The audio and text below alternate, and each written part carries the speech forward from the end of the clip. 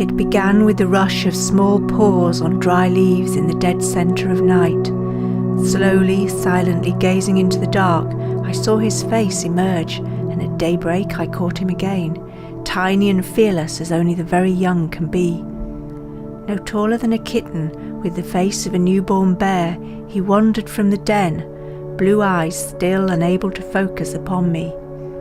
He sat close to the safety of home, surveying his new world, gradually venturing out into the cool April air.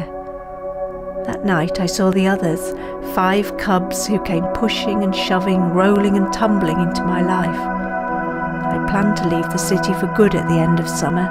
Their arrival seemed to symbolise the wilder world that awaited me, a place of long horizons and the promise of clean air, birdsong and the turn of seasons. They were curious about everything, their world expanding with every touch and taste.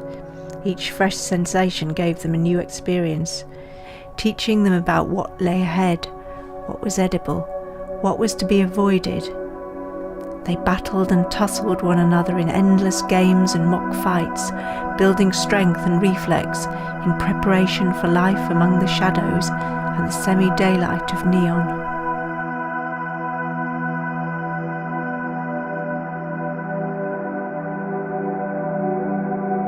It was mid-May and they were exploring further each day, testing their ability to leap and pounce.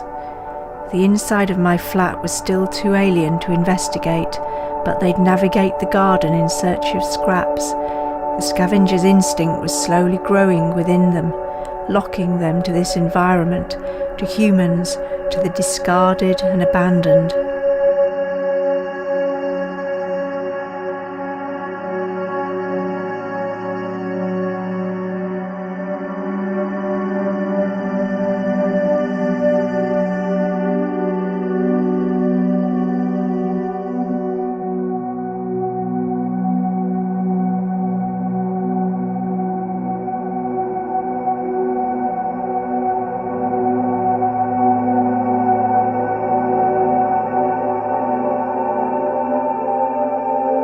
The vixen who watched over them wasn't their mother, but a rangy subordinate I first saw ghosting among the trees.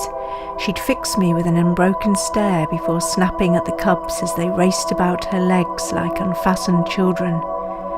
Their mother was the alpha female. Healthy and plump, she'd usually appear alone, although once or twice I saw the dog fox, deep russet and stockier than his mate. The cubs' battles grew fiercer. They were learning survival skills, yet their greatest enemy would be the relentless traffic and the inevitable shadow of disease. I tried not to think of statistics, that most foxes barely reach their second year, and only those touched by Lady Luck herself make it to a full decade. Unable to affect their destiny, I watched them savage sticks and plastic bags, slowly and instinctively preparing themselves for the day they'd have to kill to survive. Soon they'd extinguish lives with those lengthening jaws, and they were growing fast, coats changing shade as the weeks passed, eyes turned from blue to deepening amber. I glimpsed them at twilight, tiny versions of the wolf, living alongside us yet of a separate realm. If I woke during the night, I'd catch a skim of red pelt slotting between the trees, silent and scarcely visible. Have foxes always lived in our streets, slipping amongst houses like phantoms, birthing folklore, leaching into our language? The old fox, the foxy lady, their wildness woven into our speech, their otherness something to be admired, unconsciously laced with a hint of fear.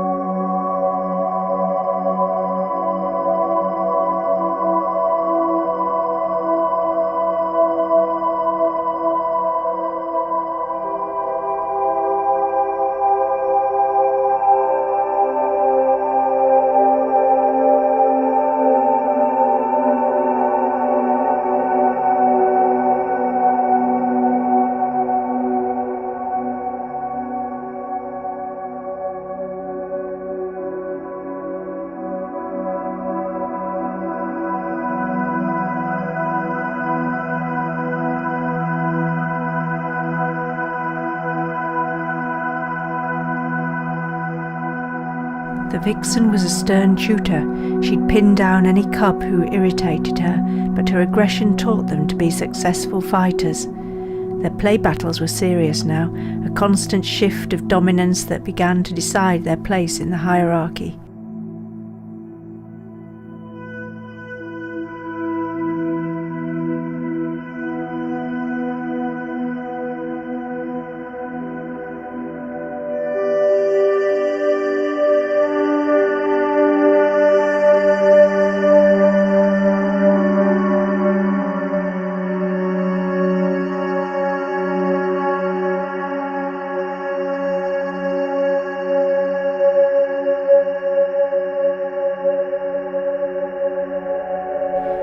When alone, they'd force their way into neighbouring gardens, scavenge and bury pieces of food or play with sticks and feathers, a prelude to the challenges that lay ahead.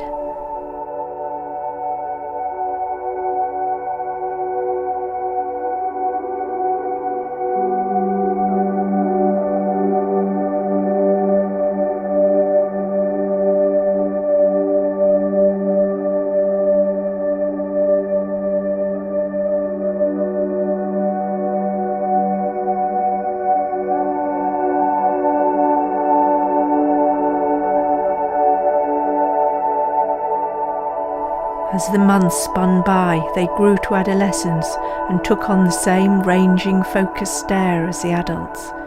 I knew it wouldn't be long before they'd leave the garden, searching for new territory and their own mate to begin the cycle again. My season of the fox was drawing to a close. I'd soon be making tracks to a very different home, while they took their chances in a wider, dangerous world.